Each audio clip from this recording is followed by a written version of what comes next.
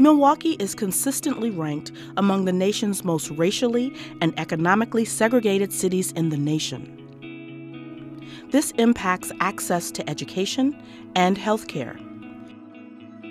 It hinders community development, economic growth, and entrepreneurship.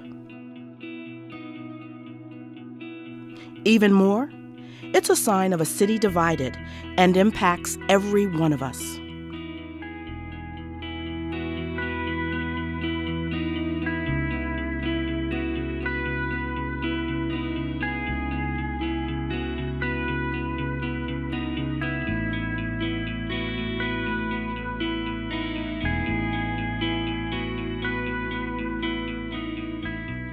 On Friday, February 6th, as part of Mission Week, Marquette invited campus and community members to go beyond discussion and explore innovative interventions focused on reducing segregation.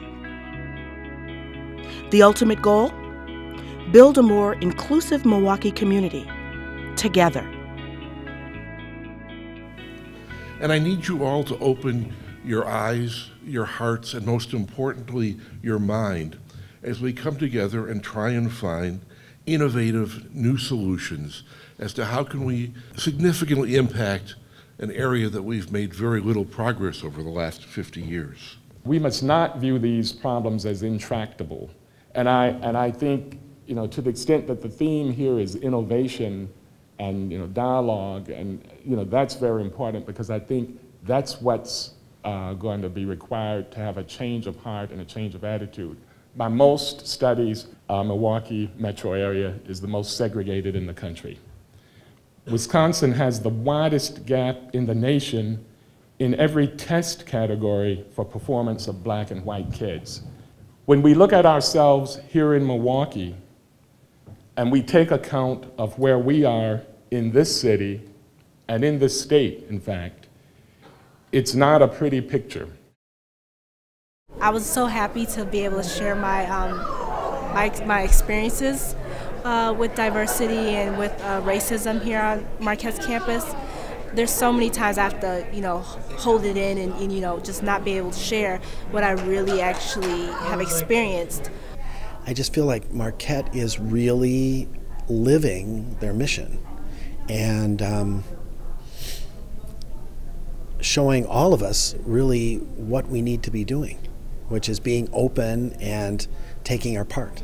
It's widely known that Milwaukee has a very high poverty rate. It's widely known that Milwaukee has a particularly high African-American poverty rate. What isn't as widely known is a more refined indicator of poverty, and that's the emergence of what sociologists call concentrated poverty.